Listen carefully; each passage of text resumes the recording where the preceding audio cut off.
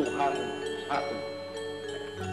Dan kepercayaan kepada Tuhan yang satu inilah, tauhid inilah yang menjadi api yang berkobar-kobar menyala-nyala di dalam Quran itu.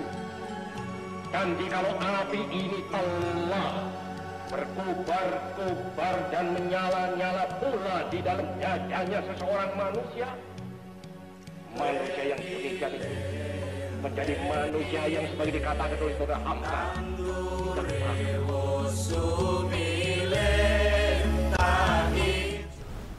Bismillahirrahmanirrahim. Assalamualaikum warahmatullahi wabarakatuh.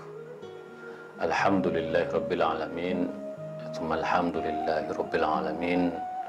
Assalatu wassalamu ala sayyidil mursalin habibina wa syafi'ina wa maulana Muhammad wa ala alihi thayyibin wa sahbihi al-muntajabin wa tabi'ina lahum bi ihsanin ila yaumiddin. Sahabat Islam Ramah, marilah kita terus bersyukur atas rahmat dan nikmat yang Allah berikan kepada kita semua. Dengan syukur ini kita akan menjalani hidup kita lebih tenang, lebih nyaman, dan insya Allah lebih berkah. Janji Allah dalam Al-Quran, la in syakartum la azidannakum wa la in kafartum inna adzabi lasyadid. Kalau kita bersyukur, insya Allah rahmat dan nikmat Allah akan terus berdatangan, akan terus ditambah. Sebaliknya kalau kita kufur, tidak mensyukuri nikmat, maka azab Allah akan sangat pedih. Maka dalam konteks berbangsa dan bernegara, kita harus banyak-banyak bersyukur, karena apapun yang menjadi ujian kita, ini adalah sebuah momen di mana kita harus menghadapinya dengan penuh kesabaran, kewaspadaan, ketelitian, keseriusan, dan syukur ini insya Allah akan menjadikan kita lebih siap untuk hidup, untuk menghadapi berbagai tantangan. Dan insya Allah dengan syukur ini kita akan bisa melalui pandemi dengan cepat, dan kita bisa kembali dalam kehidupan yang normal. Selawat serta salam marilah kita sampaikan kepada baginda Rasulullah Sallallahu Alaihi Wasallam dan keluarganya. Allahumma sholli ala Sayyidina Muhammad wa ala ali Sayyidina Muhammad. Mudah-mudahan dengan selawat yang kita baca akan memberikan ketenangan bagi batin kita, akan memberikan harapan untuk terus mengarungi kehidupan yang penuh dengan lika-liku ini. Li khamsatun utfi biha harul wabail hadimah al-Mustafa wal Murtada wa ibnahuma wa Fatimah. Selawat kepada Rasulullah dan keluarganya akan menjadikan kita selamat dari berbagai wabah. Insya Allah selawat ini akan menciptakan ketenangan, kebahagiaan, kejembaran dalam batin kita. Mari terus berselawat. Innallaha malaikatahu yusholluna 'alan nabi ya ayyuhalladzina amanu shollu 'alaihi wa sallimu taslima. Sungguhnya Allah dan malaikat berselawat kepada Rasulullah sallallahu alaihi wasallam, dan hendaknya kita sebagai umatnya juga senantiasa berselawat. Maka mari berselawat setiap saat. Mudah-mudahan syafaat dan pencerahan Rasulullah selalu hadir menyertai kehidupan kita sehari-hari. Nah, sahabat Islam Ramah, seperti biasa saya akan melanjutkan ngaji pemikiran keislaman Bung Karno. Sebuah pemikiran yang kita sudah simak bersama hingga menjelang akhir bulan Ramadan ini. Pemikiran yang betul-betul melahirkan satu harapan, karena Bung Karno mengajak kita untuk menyelami, untuk memahami, untuk menjiwai api Islam, bukan abu Islam. Karena bagaimanapun Islam yang kita anut ini merupakan agama yang membawa rahmat, membawa kasih sayang, membawa keramah tamahan, membawa kebaikan bagi seluruh umat manusia. Dan karena itu umat Islam yang telah berperan melahirkan kemerdekaan Indonesia mempunyai tanggung jawab untuk mengisinya, untuk menjadikan Indonesia sebagai baldatun thayyibatun wa rabbun ghafur. Nah, tema kita kali ini yaitu tema yang sangat penting sekali, tema yang sangat relevan untuk konteks kita sekarang, bahwa kita harus terus menjaga kerukunan, keharmonisan, toleransi, kebersamaan. Karena Bung Karno sejak dahulu selalu mengingatkan, jika negara ini pecah, Islam di Indonesia akan ikut menderita. Jadi kalau kita terus memupuk permusuhan, kebencian seperti yang kita lihat sekarang ini, dengan munculnya politik identitas, pembelahan publik yang tidak berkesudahan ini, Bung Karno sudah mengingatkan di depan forum Himpunan Mahasiswa Islam di Istana Bogor pada tanggal 18 Desember 1965. Bung Karno mengatakan jika negara ini pecah, Islam di Indonesia akan ikut menderita. Kenapa? Karena memang umat Islam sebagai mayoritas. Umat Islam berperan aktif dalam mewujudkan dan melahirkan kemerdekaan Republik Indonesia. Maka kalau kita umat Islam tidak mampu membangun kerukunan, keharmonisan, lebih-lebih sesama kita, sesama umat Islam. Nah, kita lihat sekarang ada pembelahan yang sangat luar biasa dengan perkembangan media sosial yang begitu sangat cepat ini.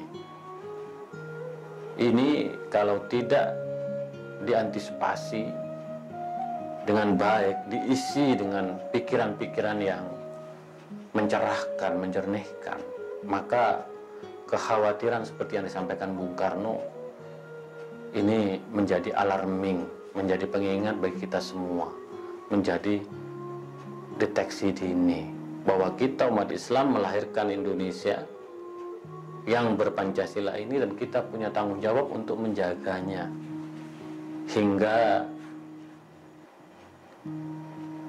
akhir hayat. Menurut Kiai NU, Indonesia ini adalah rumah bersama kita. Yang menjaga rumah kita adalah kita. Kalau terjadi apa-apa di negeri ini adalah kita. Maka kita umat Islam harus berperan penting di dalam menjaga Indonesia Raya ini. Karena kalau terjadi apa-apa di negeri ini, yang ikut menderita adalah kita sendiri. Maka kita perlu belajar dari sejarah di masa lampau, kata Bung Karno, sehingga kita bisa mengambil pelajaran dari sejarah bangsa ini. Nah, Bung Karno memang sangat mengapresiasi organisasi pergerakan mahasiswa kaum muda, karena sejarah bangsa ini di masa lampau adalah sejarah pergerakan kaum muda. Kaum muda yang berpikiran visioner, kaum muda yang mempunyai cita rasa kebangsaan yang kuat, yang pada akhirnya menginspirasi untuk lahirnya Indonesia. Maka Bung Karno selalu mengingatkan bahwa salah satu ciri khas dan karakter dari kaum muda adalah progresif revolusioner. Anak-anak muda harus mempunyai pikiran-pikiran yang berkemajuan, pikiran-pikiran yang membangun, mewujudkan perubahan ke arah yang lebih baik. Maka memang di dalam sejarah negeri ini dan sejarah perubahan besar negeri ini, anak-anak muda selalu berperan aktif dalam mewujudkan perubahan. Karena itu Bung Karno mengingatkan kepada para mahasiswa dan pergerakan kaum muda agar menjiwai prinsip progresif revolusioner ini. Harus betul-betul menjadi cahaya sinar penerang bagi kemajuan dan perubahan dan transformasi sosial. Nah, Bung Karno mengingatkan kepada para mahasiswa Islam karena begitu banyak pikiran-pikiran, pandangan di luar sana yang menganggap bahwa Bung Karno anti-Islam, Bung Karno menentang agama. Nah, disinilah Bung Karno selalu mengingatkan bahwa walaupun pikiran-pikirannya progresif dan revolusioner dan banyak menginspirasi kita, Bung Karno menegaskan, saya cinta Islam dan saya ingin menjadi orang Islam yang baik. Tentu keberislaman Bung Karno merupakan proses yang seperti yang kita jelaskan dalam episode yang lalu, sebuah proses yang panjang di mana ada pergulatan batin, di mana Bung Karno mencari dan menemukan Tuhan. Tetapi juga pikiran Bung Karno hadir melalui pembacaan terhadap khazanah dan literatur serta realitas keindonesiaan. Maka Bung Karno mengatakan Islam itu agama yang progresif. Islam yang dipahami oleh Bung Karno adalah Islam yang berkemajuan, Islam yang mengikuti zaman, Islam yang dinamis, Islam yang tidak jumud dan tidak beku. Maka Bung Karno mengatakan, saya tidak ingin Islam menjadi agama yang beku. Pikiran-pikiran Bung Karno membentangkan jalan bagi kesadaran kolektif untuk mewujudkan kemerdekaan dan kemajuan bagi bangsa dan negaranya. Maka untuk itu, kata Bung Karno, diperlukan satu pikiran yang progresif revolusioner. Karena zaman itu selalu dinamis, selalu bergerak. Dan kita sebagai negara bangsa mempunyai cita-cita bersama mewujudkan kemerdekaan. Dan kemerdekaan itu, kata Bung Karno, hanya bisa dicapai dengan api Islam, dengan spirit Islam. Maka kemerdekaan merupakan jalan, merupakan api Islam. Dan mengisi kemerdekaan, menjadikan Indonesia maju, berdaulat, mandiri, berdikari, dan berpribadian, itu juga menjadi api Islam. Maka Bung Karno mengingatkan pada kaum muda, diperlukan satu ijtihad,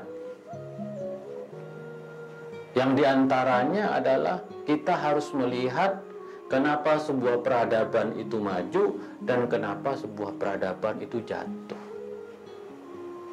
Ini sebenarnya ada dalam teori Ibnu Khaldun dalam bukunya Al-Muqaddimah.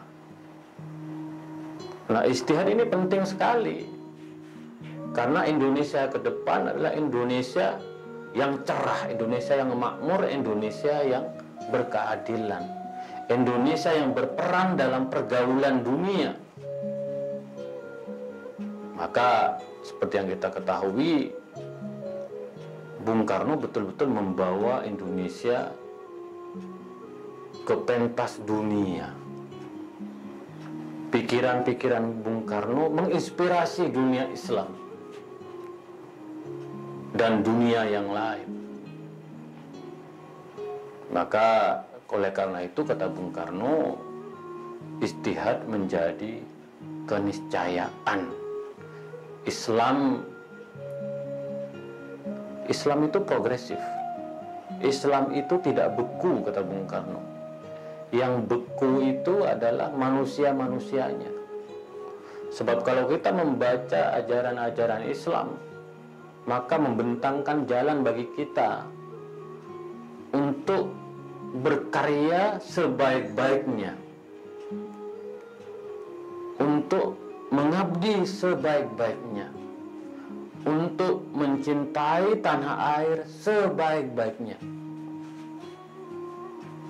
Maka kata Bung Karno, innallaha la yughayyiru ma biqaumin hatta yughayyiru ma bi anfusihim. Ini ayat favorit dari Bung Karno, bahwa sungguhnya Allah tidak akan mengubah nasib satu kaum sehingga kita sendiri mengubah nasib kita sendiri.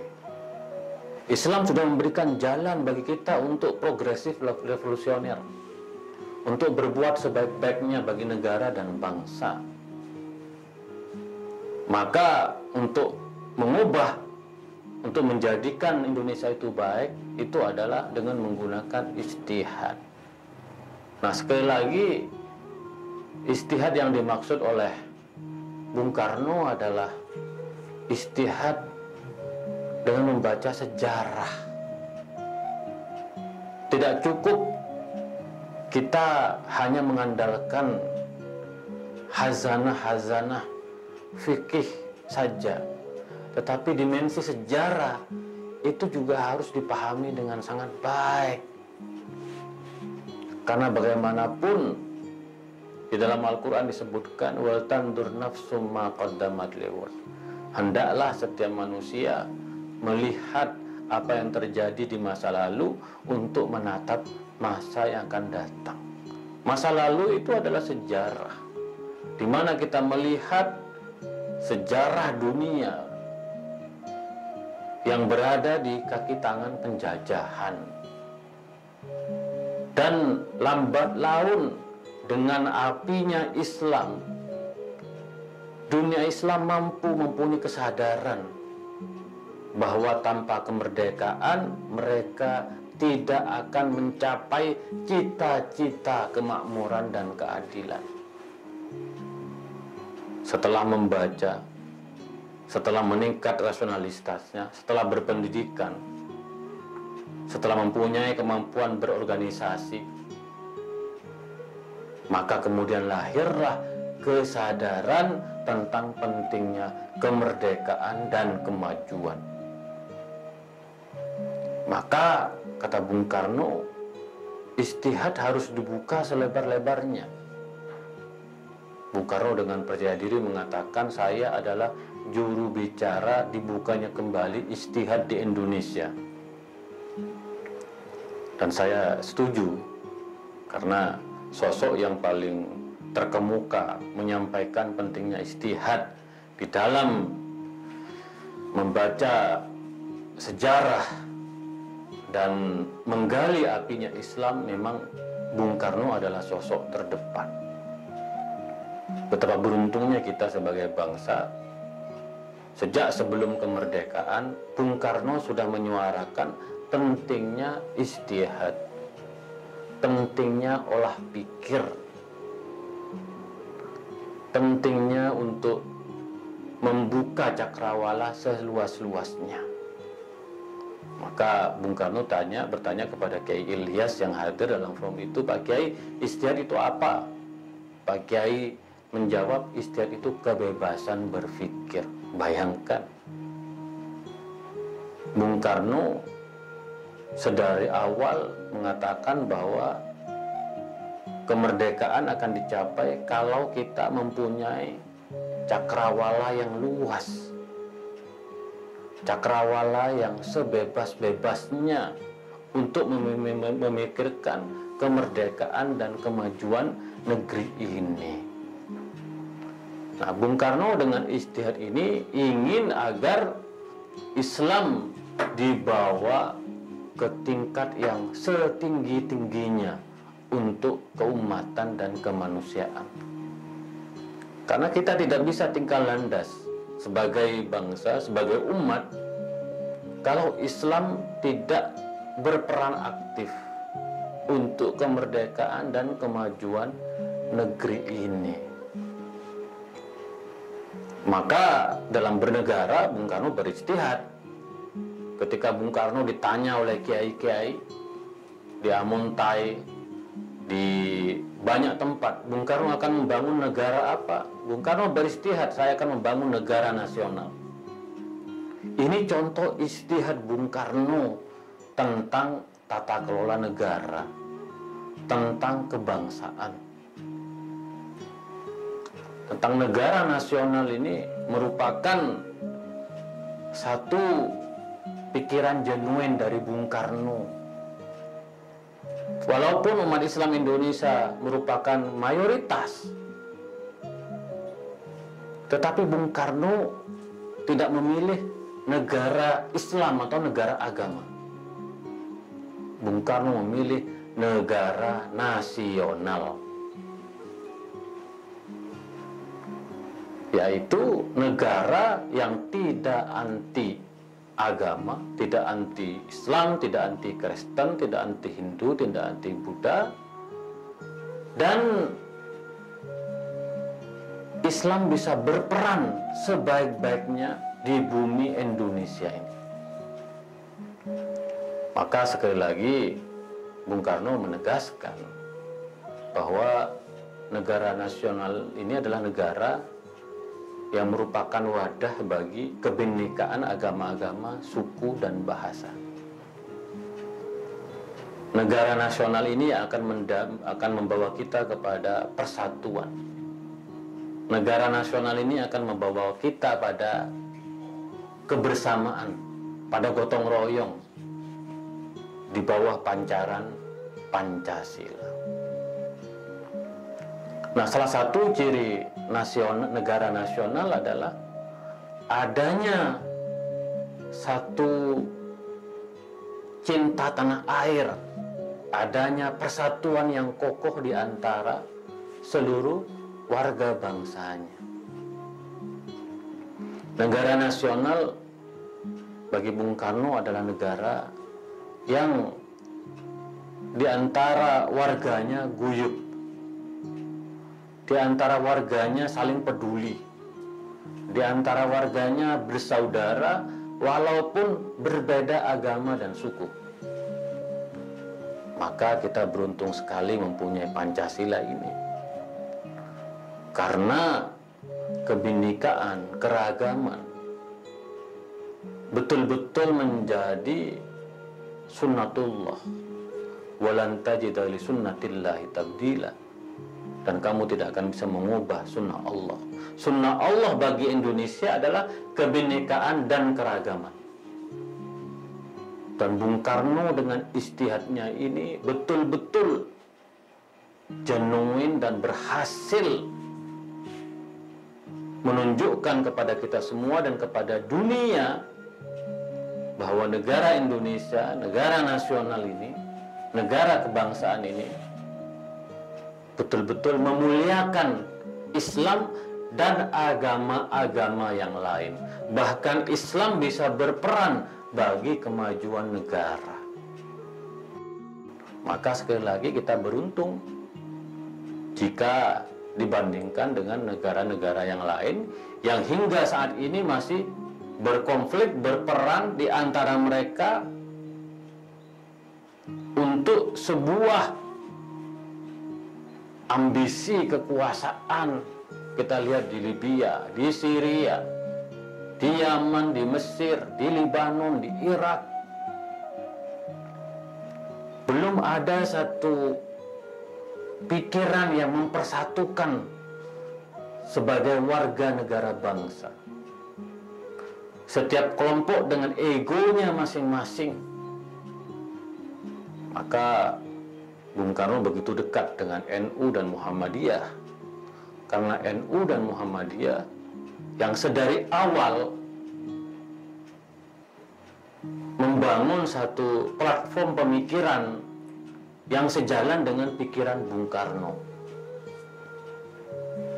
Maka hubungan baik antara Bung Karno dengan ormas-ormas Islam, terutama NU dan Muhammadiyah ini, yang dari dulu menjadikan Indonesia tetap kokoh.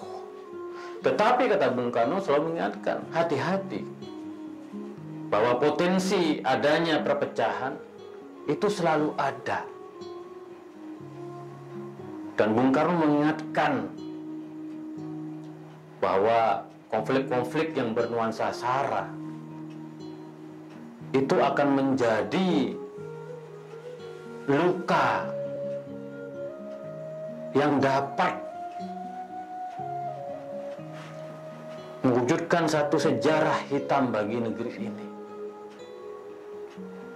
Maka kata Bung Karno, jika negara ini pecah, maka umat Islam di Indonesia akan menderita.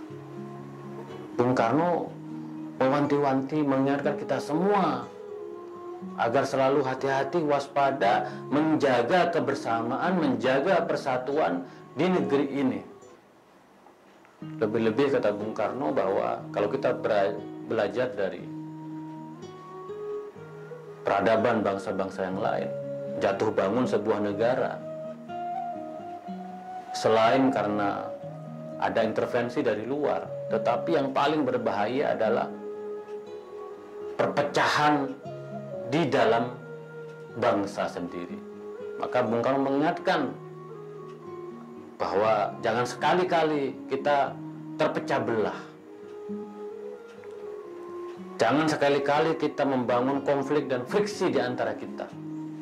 Segala persoalan yang kita hadapi bisa diselesaikan dengan musyawarah mufakat. Wa amruhum syura bainahum wa syawirhum fil amri. Mari duduk bareng, kita musyawarahkan. Kita junjung nilai-nilai kemanusiaan. Mari kita tegakkan Islam yang rahmatan lil alamin. Mari kita jaga bersama Indonesia, negeri tercinta ini. Jadi sahabat Islam ramah, dalam suasana pandemi seperti sekarang dan munculnya keterbelahan politik yang kita lihat di media sosial, perlu kiranya kita mendengarkan, perlu kita merenungi kembali pesan Bung Karno ini, bahwa perbedaan politik itu niscaya, perbedaan mazhab itu niscaya, kebinekaan gagasan itu niscaya, tetapi jangan sekali-kali perbedaan politik, perbedaan mazhab, perbedaan gagasan menciptakan keterbelahan dan perpecahan di antara kita. Kita harus mencari titik temu sebagai bangsa, bahwa Indonesia sebagai rahmat Allah yang telah diantarkan oleh para pendiri bangsa, para ulama, para kiai, para pendeta, para pastor, dan umat agama-agama yang lain. Mari kita harus jaga negeri ini. Tetapi bagi umat Islam, kalau negara ini pecah, yang akan menderita pertama kali adalah umat Islam. Belajarlah dari sejarah-sejarah di masa lampau, di masa kini, di mana konflik tidak akan menyelesaikan masalah. Di Libya, konflik antara Libya Timur dengan Libya Barat, antara Yaman Utara dan Yaman Selatan, antara Sudan Utara dan Sudan Selatan. Begitu pula di Syria yang kita lihat sekarang ini. Yang menderita adalah umat Islam sebagai umat mayoritas. Maka kita harus menghentikan perang tagar ini di media sosial. Mari kita mencari titik temu sebagai warga negara bangsa. Bung Karno mengingatkan bahwa kita harus menatap ke depan.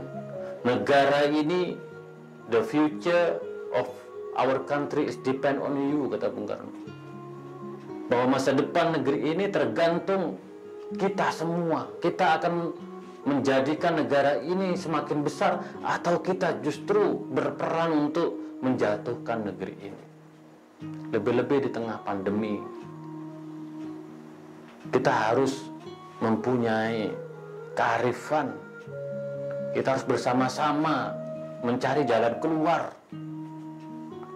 Kita harus mengakhiri perdebatan-perdebatan yang tidak produktif, perdebatan-perdebatan yang irasional.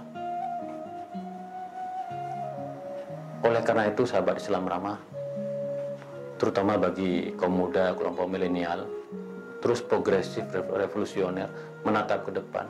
Mari kita songsong hari esok, kita buka pintu istihad selebar-lebarnya.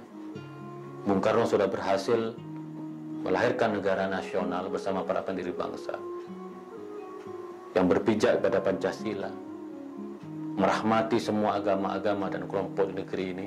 Mari kita jaga kebersamaan. Mari kita semakin kuat, semakin solid persatuan kita. Mari kita bangun negeri ini bersama-sama. Insya Allah, wadan asadu isyrokon. Insya Allah besok akan lebih cerah. Marilah kita mengirimkan doa kepada Bung Karno, mengirimkan surat Al-Fatihah. Mudah-mudahan pikiran Bung Karno ini mencerahkan kita semua, mengingatkan kita semua sebagai bangsa.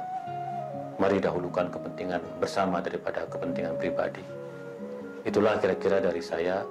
Kurang lebihnya mohon maaf. Kita akan lanjutkan ngaji pemikiran keislaman Bung Karno esok hari. Wa ma taufiqi illa billah, alaihi tawakkaltu ilaihi unib, wallahul muwaffiq ila aqwamit thoriq.